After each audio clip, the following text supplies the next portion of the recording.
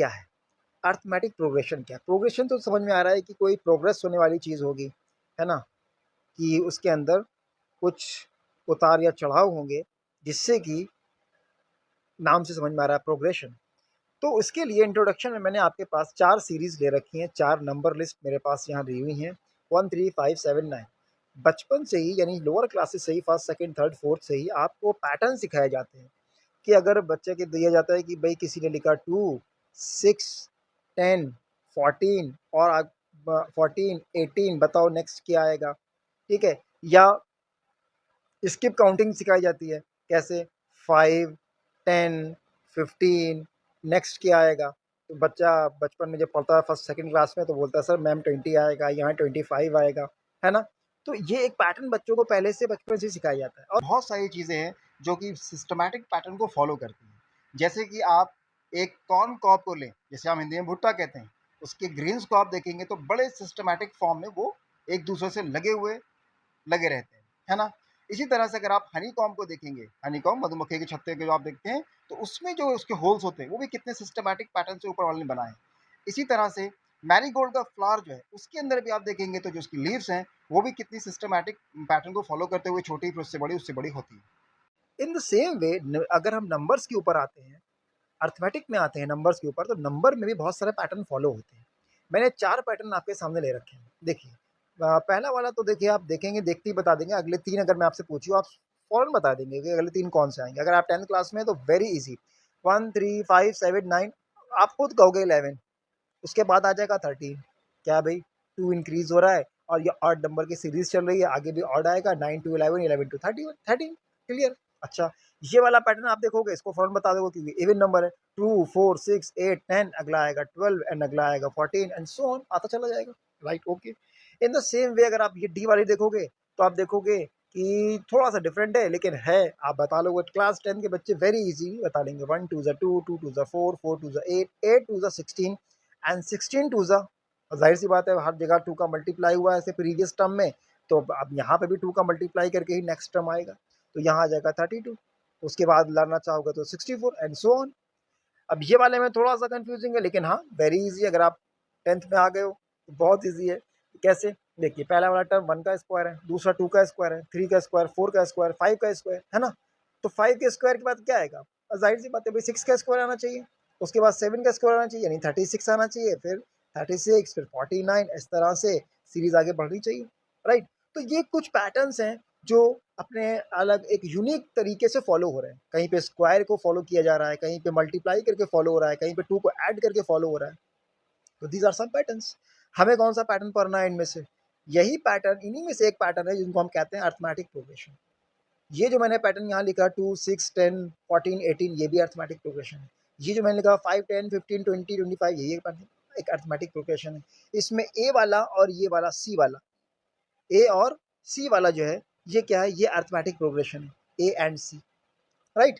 तो ए और सी भी अर्थमेटिक प्रोग्रेशन है। तो भाई क्या है ये, कैसे समझूं, क्या होता क्या है ये सब को समझने के लिए आप चलो ये अर्थमेटिक प्रोग्रेशन है, इसमें देखो ये जो सीरीज मैंने लिखी है यहाँ पे जो लिस्ट लिखी है, इस लिस्ट में आप देखो, इस लिस्ट में आप देखोगे कोई भी 2 कॉन्जिक्यूटिव टर्म ले लो, सपोज करो आपने 14 और 18 लिया, 18 में से 4 गया आप कहोगे 4, 14 में से 10 गया आप कहोगे 4, ये कॉन्जिक्यूटिव टर्म लोगे 10 और 6 6 क्या बचेगा 4, 6 में से 2 गया 4। आपने देखा हर कॉन्जिक्यूटिव 2 कॉन्जिक्यूटिव टर्म का डिफरेंस जो है वो कॉमन है, 4 4 4 4, हर जगह डिफरेंस 4 है। इसमें देख लो आप, ये भी एक अर्थमेटिक प्रोग्रेशन है कि नहीं, चेक कर लो। कैसे चेक करोगे, बस कोई भी 2 कॉन्जिक्यूटिव टर्म पकड़ो, 10 में से 5 गया 5, 15 में से 10 गया 5, 20 में से 15 गया 5, 25 में से 20 गया 5, common difference is common. 2 consecutive terms का, अच्छा टर्म्स क्या है भाई, ये टर्म्स भी समझ लो क्योंकि बुक्स में टर्म भी लिखा रहता है। टर्म किसे कहते हैं, टर्म ये होता है कि जो सीरीज जो नंबर लिस्ट आपको दे रखी है उसमें हर एक नंबर एक टर्म है, first term, second term, third term, fourth term, fifth term, ये एक टर्म चल रहा है, राइट। तो ठीक है, तो इस तरह से ये फर्स्ट टर्म है, ये सेकंड टर्म है, ये थर्ड टर्म है। तो मैं क्या बोल रहा हूँ, मैं बोल रहा हूँ 2 कॉन्जिक्यूटिव टर्म यानी जो पास पास आते हैं, जो वन एक के बाद एक लगे हुए जो टर्म होते हैं एडजेसेंट वाले, उनको डिफरेंस निकालो, उनका डिफरेंस अगर सेम है तो आप कहोगे ये अर्थमेटिक प्रोग्रेशन है। अब आप देखो क्या इसमें है, ऐसा फॉलो हो रहा है क्या? ऐसा 4 में से 1 गया 3, लेकिन 9 में से 4 गया 5, 16 में से 9 गया 7, बिल्कुल फॉलो नहीं हो रहा। हर जगह डिफरेंस अलग है, यहाँ पे डिफरेंस अलग है, यहाँ पे डिफरेंस अलग है, यहाँ डिफरेंस अलग है। इन द सेम वे यहाँ देख लो, यहाँ भी डिफरेंस अलग अलग है। 1 में 2 में से 1 गया 1, 4 में से 2 गया 2, 8 में से 4 गया 4। तो इसका मतलब ये अरिथमेटिक प्रोग्रेशन हमारा नहीं है। हाँ, ये वाला है, इसमें कॉमन डिफरेंस 2 का चल रहा है, इसमें कॉमन डिफरेंस 2 का चल रहा है। ओके, चलिए अब मैं आपको यहाँ पे एक सीरीज लिख रहा हूँ। अब आप बताइए क्या ये एक अरिथमेटिक प्रोग्रेशन है? अरिथमेटिक प्रोग्रेशन, अब मैं एपी बोलूंगा उसको। क्या बोलूंगा मैं? एपी। क्या ये एक एपी है? शॉर्ट फॉर्म में एपी, 2 2 2 2 एंड सो ऑन। अब आगे भी समझ गए होगा आप, 2 ही 2 आएगा क्योंकि 2 2 फॉलो हो रहा है। कुछ नहीं करना होता है, दो कॉन्जिक्यूटिव टर्म का डिफरेंस देखो बस। 0 0 0, यस है, ये भी है। डिफरेंस अगर 0 आ रहा है तो इससे कोई भागने की जरूरत नहीं है। हो सकता है डिफरेंस 0 भी हो सकता है, डिफरेंस पॉजिटिव भी हो सकता है, डिफरेंस नेगेटिव भी हो सकता है। नेगेटिव कैसे? चलो मैं लिखता हूँ। सपोज किया मैंने, यहाँ लिखा 3, यहाँ लिख दिया मैंने 0, यहाँ लिख दिया मैंने -3, यहाँ लिख दिया मैंने -6, और फिर आगे लिख दिया मैंने -9 एंड सो ऑन। अब आप डिफरेंस निकाल के कहीं पे भी देख लो, कहीं का डिफरेंस देख लो, दो टर्म्स का डिफरेंस देखो। क्या पहले तो ये समझो क्या है ये सीरीज या नहीं है, ये एपी है कि नहीं? एपी कैसे है भाई? देखो 0 -3, इसी को देख लो पहले, तो -3 आ जाएगा। -3 -0, -3 -0 तो भी -3 आएगा।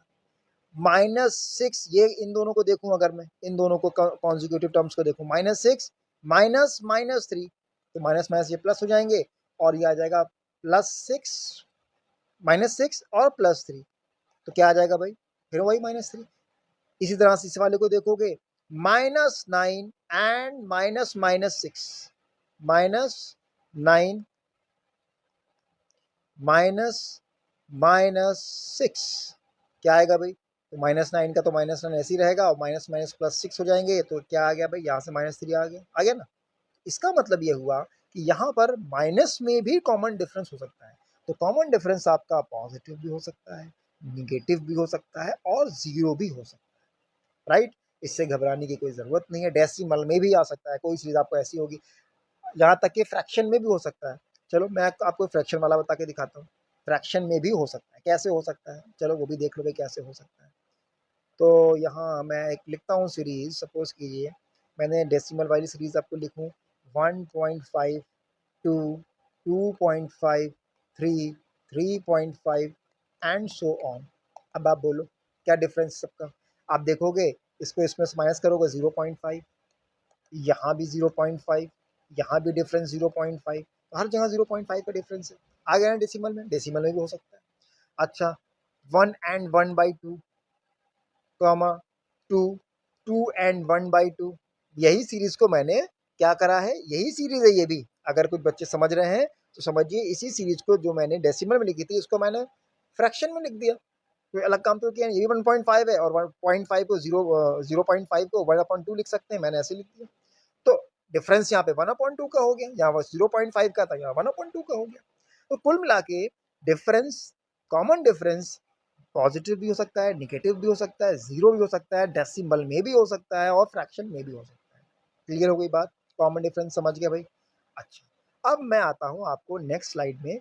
एक्चुअली हमें करना क्या है? हमें करना क्या है? देखो भाई क्या करना है हमको। हमको करना ये है, इसमें आएगा क्या? इसमें पहले समझो सीरीज कैसे बनती है। पहला वाला टर्म, यानी अगर आपने, मैंने आपसे कहा कि पहला टर्म 3 है। पहला टर्म कौन है? सपोज करो पहला टर्म किसी सीरीज का 3 है। नेक्स्ट टर्म कैसे आएगा? नेक्स्ट टर्म आया कैसे? आया ऐसे है कि इसमें आपने एक डिफरेंस को जोड़ा तो आया, ठीक है ना?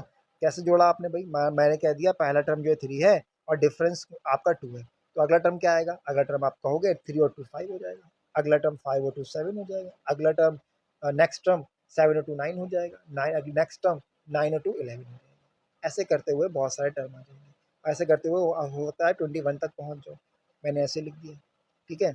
अच्छा, अब इसमें ये तो हो गया फर्स्ट टर्म, ये हो गया हमारा लास्ट टर्म। इसको हम डिनोट करते हैं ए से, फर्स्ट टर्म को। लास्ट टर्म को हम डिनोट करते हैं एल से। इन दोनों टर्म का जो डिफरेंस है, दो कॉन्जिक्यूटिव टर्म का जो डिफरेंस है, उससे हम डिनोट करते हैं कॉमन डिफरेंस को डी से। ये बहुत सिंपल की आपको समझ में आ गई होगी। A, L and D. D is for difference, A is for first term, L is for last term, right? ये हो गया। अच्छा, आई कैसे सीरीज बनी? कैसे ये सीरीज ऐसे बनी कि मैंने क्या किया है, फर्स्ट टर्म तो लिखा, उसके बाद मुझे ये पता था, ये मैंने एज्यूम किया कि मैं डिफरेंस को ऐड करते जाऊंगा और यही सीरीज बनाने का तरीका होता है।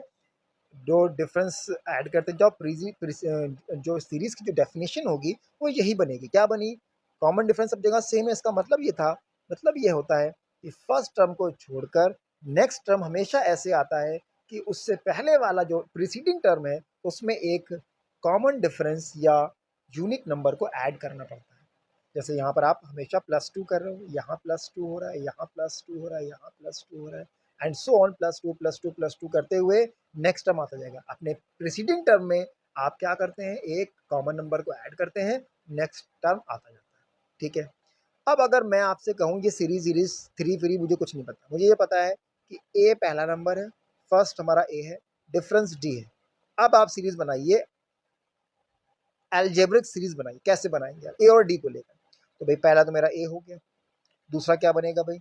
अब जाहिर सी बात, दूसरा क्या बनेगा? दूसरा बनेगा जो प्रीसीडिंग टर्म है उसमें डिफरेंस ऐड करना पड़ेगा। जैसे यहाँ कर रहे थे 3+2, 3+2 तो 5 आया, 5+2 7 आया, 7+2 ये आया।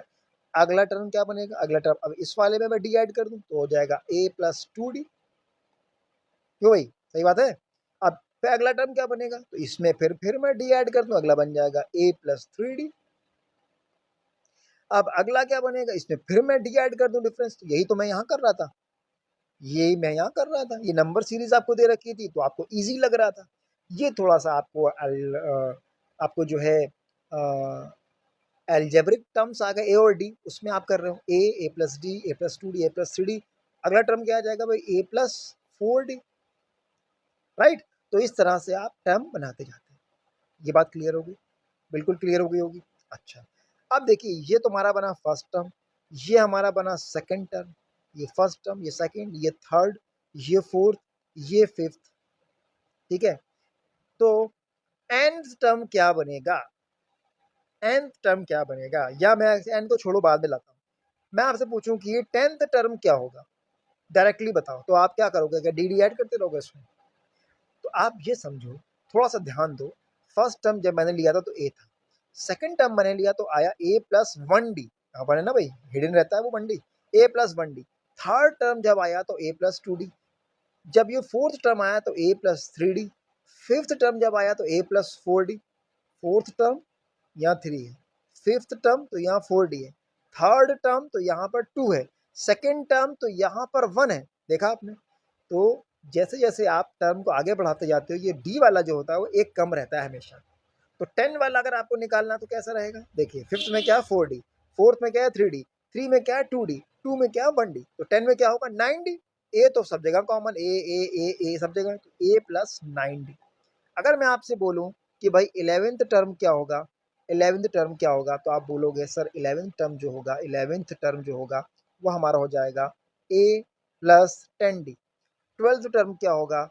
12th टर्म आप बोलोगे सर a+11d। क्यों? क्योंकि हमने पैटर्न बना के देखा, उसमें हमें ये समझ में आया कि जहां पर हम फिफ्थ देख रहे हैं तो वहाँ 4 रहता है, 4 देखें तो 3 रहता है, 3 देखें तो 2 रहता है, 2 सेकंड टर्म देखें तो 1 ही रहता है। तो इसी तरह से 11th 12th 13 अगर देखोगे तो क्या रहेगा? बस एक कम रहेगा डी में, ए वैसे ही रहेगा, और डी में बस एक कम हो जाएगा और 12d हो जाएगा। अब मैं आपसे बोलूँ and so on, nth term क्या होगा? nth टर्म, तो आप कहोगे सर एन में बस एक कम हो जाएगा और डी लगा दीजिए।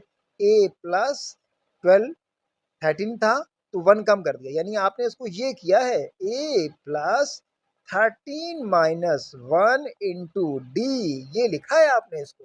तो अगर nth निकालना तो क्या करोगे आप? a+n - 1 into D. बात आपके समझ में आई? nth टर्म कैसे निकाला मैंने? Very easy.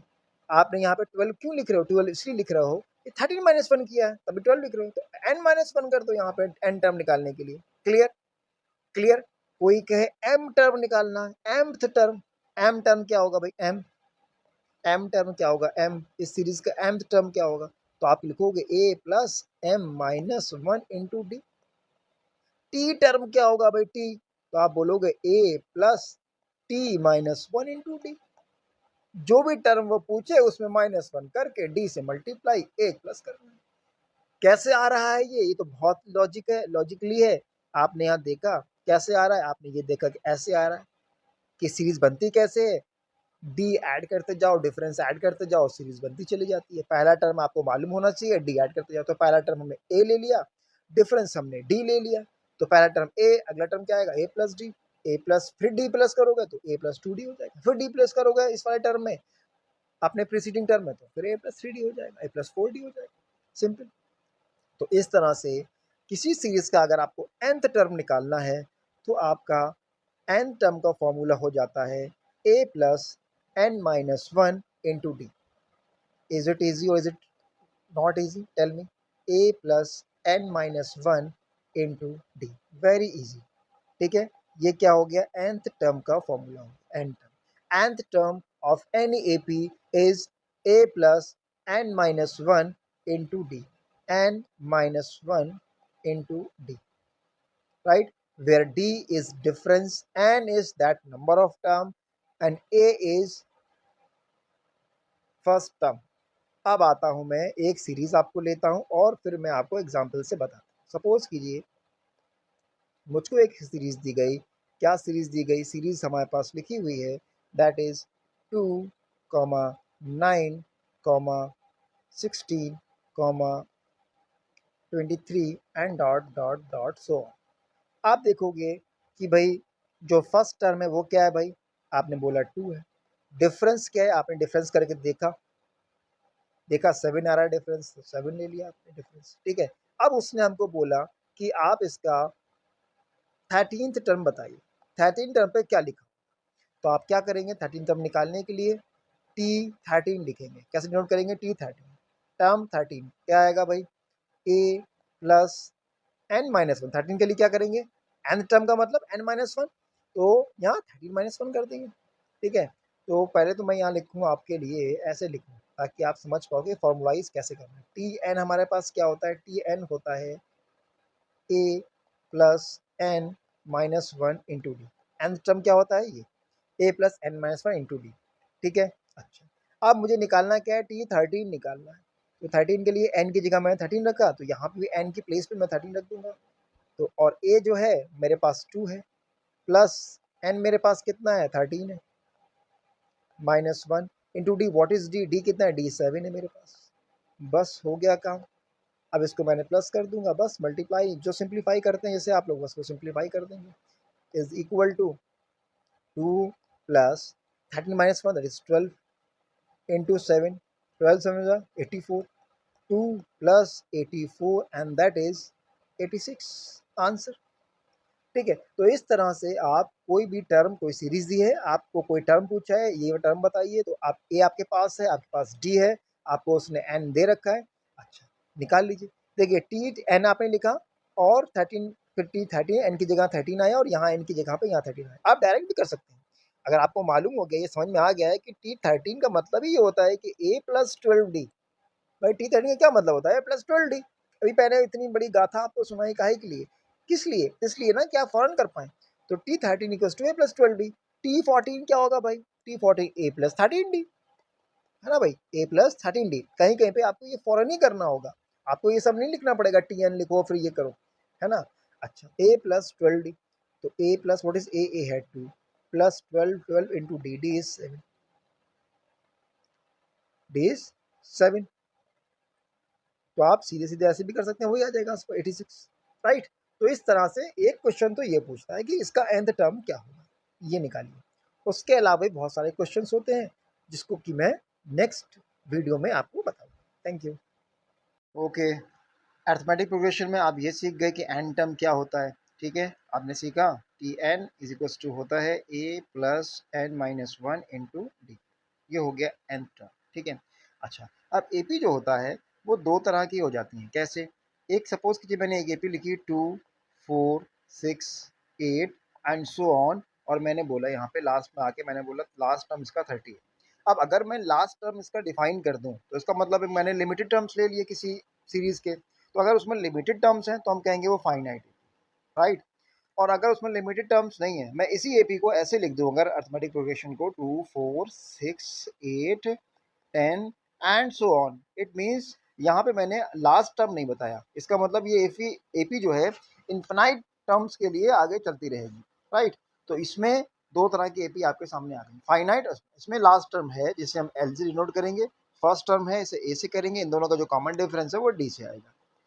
ए और डी इसमें तो है, a term A first term है, इनका डिफरेंस डी है, लेकिन लास्ट टर्म इसमें नहीं है, इन्फिनाइट। ठीक है, बस ये दो तरह की एपी होती हैं। चलिए अब क्वेश्चंस कैसे आएंगे इसमें वो हम आगे सॉल्व करते हैं। देखिए, अच्छा यहाँ देखिए मैंने एक क्वेश्चन ले रखा है आपके लिए, prove that 7, 11, 15, 19, 23 is an AP. अब ये तो बहुत ही आसान क्वेश्चन है। एपी मैंने पहले ही आपको बता दिया कि एपी में अगर आपको देखना है कोई सीरीज है या नहीं है, तो बस आप उसका डी फाइंड करो। What is d? D is difference between two consecutive terms. अब देखिए पहले दो कॉन्जिक्यूटिव टर्म्स का आप डिफरेंस देखोगे तो 11 माइनस 7 दैट इज 4, ठीक है ना। अब 15, 11 और 15 का देखोगे तो 15 minus 11 and that is also 4, 19 minus 15 that is also 4। तो इस तरह से सभी का डिफरेंस कॉमन है, तो आप कहेंगे because the difference of two consecutive terms is common, तो this is an AP series.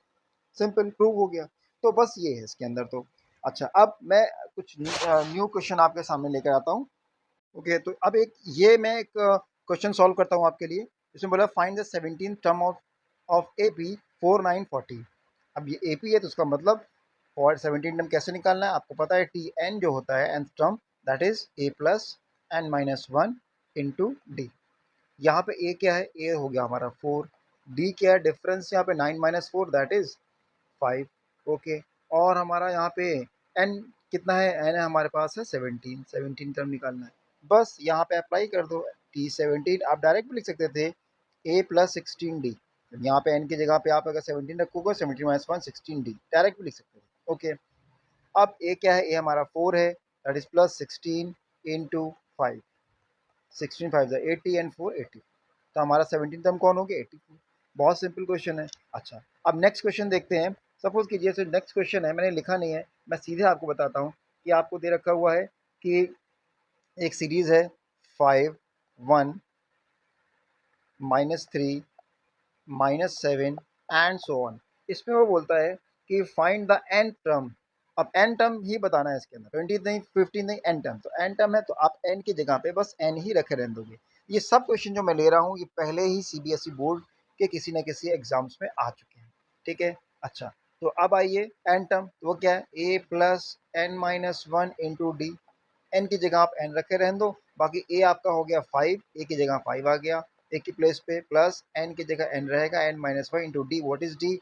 D देखिए कैसे है, डी है 1 माइनस 5। कभी भी आप डी निकालोगे तो अपने नेक्स्ट वाले से प्रीसीडिंग वाले को माइनस करोगे, ठीक है। पहले वाले बाद वाले टर्म से पहले को ही माइनस कर, तो क्या आ जाएगा? -4। तो आप यहाँ आ जाओ -4, तो 5 दिस इज -4 हेयर। तो 5 प्लस 4 में n का मल्टीप्लाई करोगे आ जाएगा -4n एन प्लस 4, ठीक है। तो ये 5 और 4 9 हो गए, 9 minus 4, this is our 4n। तो this is our n term, right. तो ये इस तरह सॉल्व हो जाएगा। चलिए दूसरा क्वेश्चन देखते हैं। ओके, तो ये क्वेश्चन है which term of AP 21, 18, 15 is -81। तो हमें पता करना है कि 81 जो है वो इस सीरीज का कौन सा टर्म होगा, ठीक है। तो हम ये सपोज करते हैं कि भाई चलिए एन टर्म जो होगा ये nth टर्म है, ठीक है, nth टर्म। तो यानी इसका मतलब ये हुआ कि मैंने मान लिया टी एन इक्वल्स टू -81 है, ठीक है, मैंने एज्यूम कर लिया। ओके, ए अपना क्या है यहाँ पर? ए है 21 and what is d? D है हमारे यहाँ पर 18 माइनस 21 दैट इज -3। ओके, अच्छा, अब यहाँ पे मुझे ये पता करना है कि एन क्या है, किस टर्म पर 81 आएगा, ठीक है। तो मैंने टी एन को 81 लिया है ना, तो टी एन क्या होता है? वो होता है ए plus N minus one into D. ये हमको दे रखा है -81, नो प्रॉब्लम। ए हमारा क्या है? वो आप यहाँ 21 रख दो। N, what is n? N we don't know, आप एन को ऐसे ही रहने दो। What is d? डी आपको दे रखा है यहाँ पर -3, आप यहाँ -3 ले लो, इज इक्वल्स टू -81। ओके, अब ये 21 है यहाँ पे, ये उधर चले जाएंगे राइट साइड में, है ना। तो ये यहाँ पे और यहाँ पे जब उधर जाएंगे तो यहाँ पे और हो जाएगा -3n+3 हो जाएगा इज इक्वल्स टू -81 और ये -21 ऐसे आ। क्लियर? ओके। अब -3n इज इक्वल टू, अब ये 3 भी माइनस के उधर चले जाएंगे तो यहाँ पहले से ही आ चुका है 102 और ये -3, तो n कितना आ जाएगा भाई, -3n आपके आ गए, ये -105, ये माइनस कैंसिल हो जाएगा, n इक्वल्स टू आ जाएगा 105/3, तो 3 1 ज़ा 3, 3 3 ज़ा 9 और 3 5 ज़ा 50, तो n आपके यहाँ पर आ गए दैट इज 35। तो इन 35 जो टर्म होगा 35th टर्म वो हमारा कौन होगा, -81, राइट। अच्छा, अब पूछा उसने आगे also is any term zero, क्या जीरो भी कोई एक टर्म है, तो भाई वो भी ऐसे चेक होगा, उसमें कोई बड़ा काम दूसरा काम तो नहीं करना ना, बस यही करना है जहाँ टी एन आपने -81 लिया है अब वहाँ आप जीरो ले लो, बस इतना सा काम करना है, ठीक है।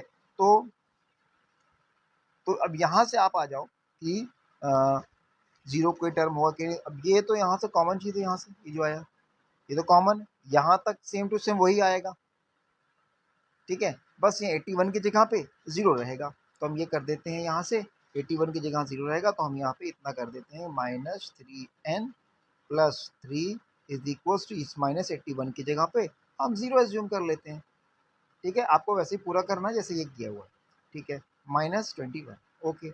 अब यहाँ से क्या हो जाएगा, -3n इज इक्वल टू, ये 3 उधर चले जाएंगे, -21 -3 that is 24 minus and -3n, ये माइनस से माइनस कैंसिल हो जाएंगे, n is equal to 24/3 that is 8, तो एट्थ टर्म कौन सा होगा, वो जीरो होगा।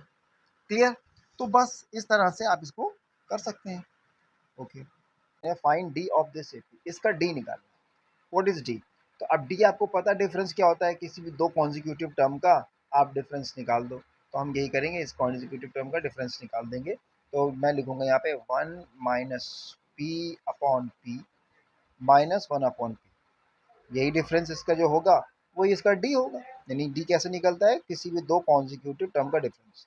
अच्छा, अब यहाँ तो पी कॉमन ही है, कॉमन मतलब जो डिनोमिनेटर है उसका एलसीएम लेने की जरूरत नहीं है, दोनों जगह सेम डिनोमिनेटर है, तो ऐसे हो जाएगा ये 1 -p एंड -1, ठीक है, इज इक्वल टू ये 1 और ये -1 कैंसिल हो जाएंगे, that is p -p/p, p और p कैंसिल हो जाएंगे, दैट इज -1, क्या आ गया डी, यहाँ से डी यहाँ से आ गया आपका d is equal to -1, answer simple, कोई बहुत बड़ा काम तो नहीं करना पड़ा इसमें। चलिए नेक्स्ट देखते हैं, नेक्स्ट क्वेश्चन मेरे पास ये है कि next term of this AP, इस एपी का नेक्स्ट टर्म क्या होगा, कोई बड़ा काम नहीं है इसमें, तो ये दे रखा है आपको, इसमें पहले आप नेक्स्ट टर्म पूछा है इसने, ठीक है ना, तो आप इसको पहले थोड़ा सा सिस्टमेटिक फॉर्म में ले आओ ताकि आपको समझ में आ जाए कि ये इसका डिफरेंस क्या है, भाई नेक्स्ट टर्म कैसे निकलेगा, नेक्स्ट टर्म निकलेगा ये जो आया यहाँ पे, सपोज करो ये 2 4 6 लिख दूं मैं आपसे, ओके हम उसका नेक्स्ट टर्म बताओ, तो आपको पहले डिफरेंस पता होना चाहिए कि यहाँ 2 डिफरेंस था, आगे 2 ऐड कर देंगे तो 8 नेक्स्ट निकल आएगा, तो यहाँ पे भी आपको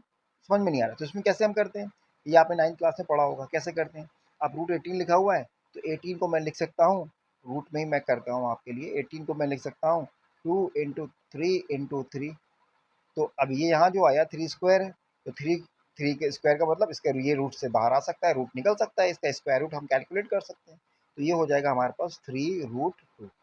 clear?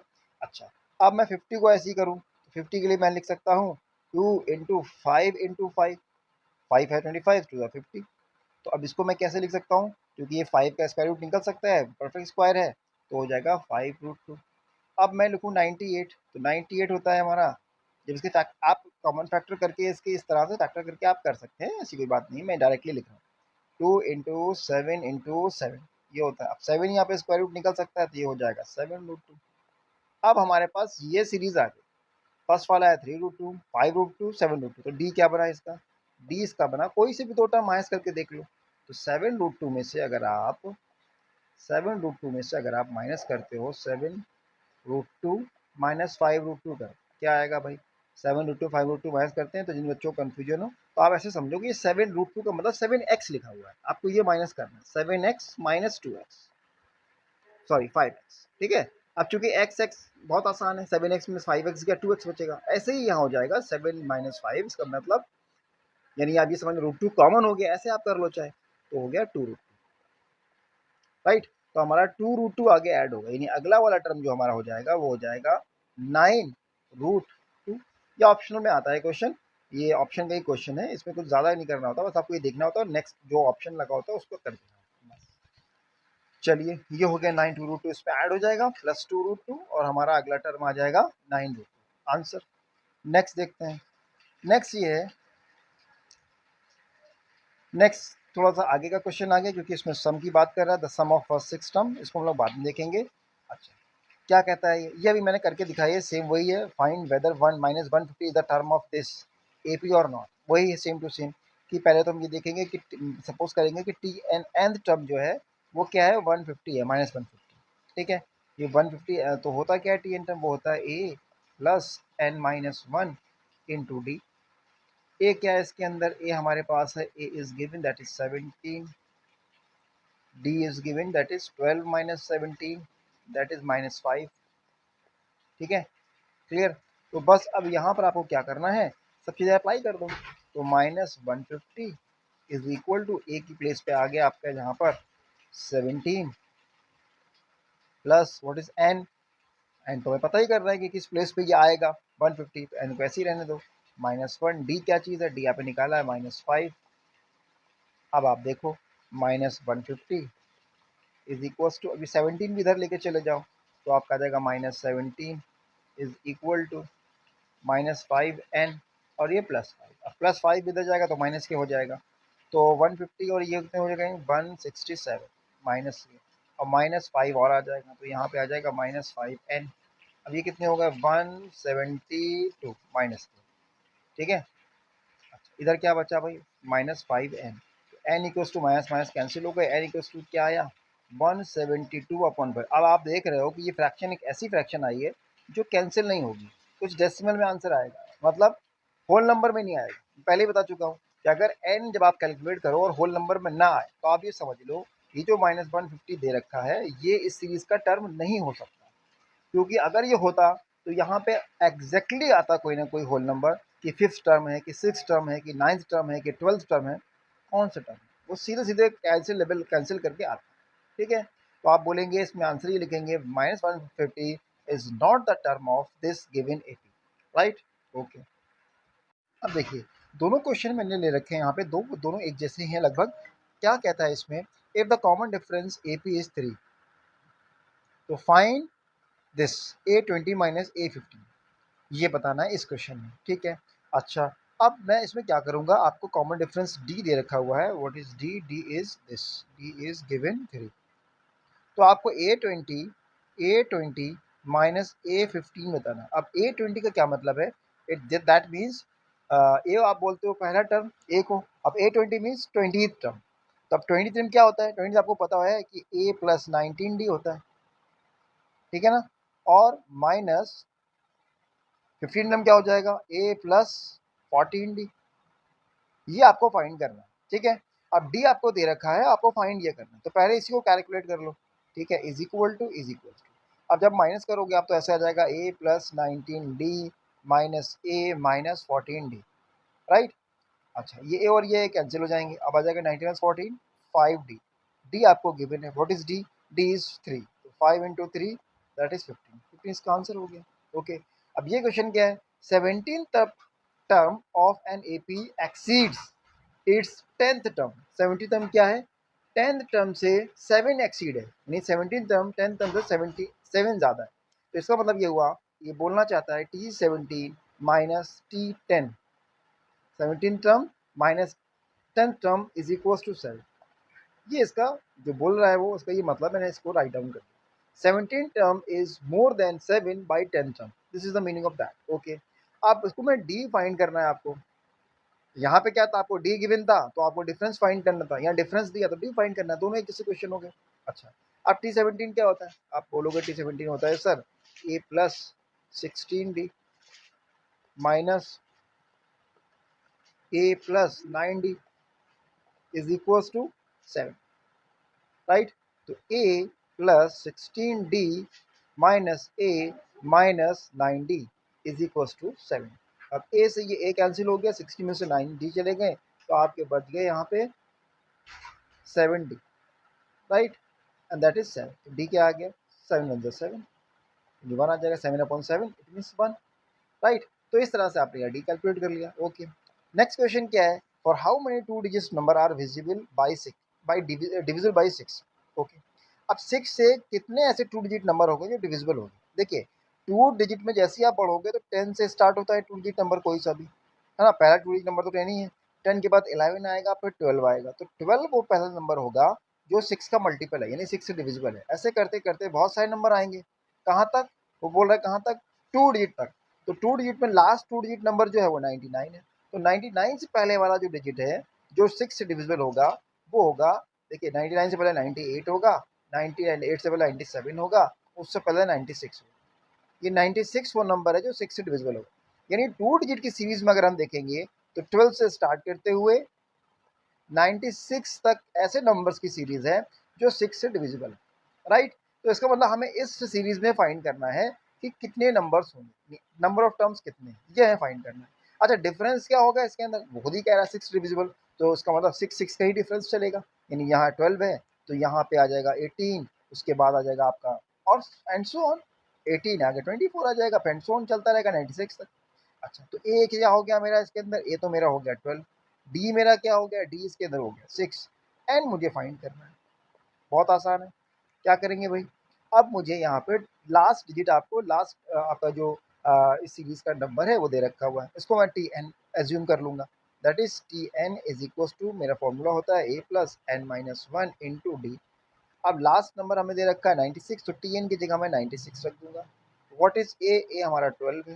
What is n, N हमें फाइंड करना, वो ऐसे ही रहेगा। व्हाट इज डी, डी हमारा 6 है। सिंपल, इसको सॉल्व कर लीजिए। अच्छा, 96 कैसे करेंगे, 96 माइनस 12 इधर आ जाएंगे, इज इक्वल टू 6, एन में मल्टीप्लाई होगा 6n माइनस 6, ठीक है। अब अगर इसको आप ऐसे लिखना चाहो, 6n को उधर लिख लो, इन सबको उधर, तो पूरे पूरे को आप एक साथ लेके चले जाओ, कोई बड़ी बात नहीं, ऐसे लिख दो 6n minus 6 is equal to 96 में से 12 गए 84, राइट। अब 6n इज इक्वल टू, ये 6 उधर चले जाएंगे तो 84 प्लस 6 हो जाएगा, ये हो जाएगा 90। अब नाउ n इक्वल्स टू क्या आ जाएगा, 90 अपॉन 6, तो 6 वन 6, 15 6 90 होता है। तो n यहाँ से आपके आ गए 15। तो कितने नंबर होंगे ऐसे 2 डिजिट के जो 6 से डिविजिबल होंगे, 15 नंबर होंगे ऐसे, ठीक है। अच्छा, नेक्स्ट देखते हैं, नेक्स्ट क्या है, नेक्स्ट है कि if m term, m times of mth term, तो mth टर्म क्या होगा, तो m टर्म सीधे पहले से आप लिख लो, m टर्म क्या हो जाएगा भाई, m टर्म हो जाएगा a plus m minus one into D. जो भी टर्म पूछे उसको बस m माइनस वन करना है। ए और डी क्या है, मैं पहले से एज्यूम करके आपको लिखना पड़ेगा। Let the first term of this series is A and the difference is D. तो वो लिखना मैंने तो जल्दी, क्योंकि मैं पढ़ा रहा हूँ, तो आप लिखने के लिए आप खुद आपको सोचना है कैसे लिखना है, राइट। ये हो गया मेरा टी एम, एम टर्म हो गया ये, okay, is equal to m term जो है, एम टर्म का एम टाइम्स किसके इक्वल है, n times of n term. तो एन टर्म क्या होता है भाई, एन टर्म आपको पता है ये होता है ए plus N minus one into D. ये इक्वल है, कैसे इक्वल है, m times of a plus m minus one into D is equal to n times of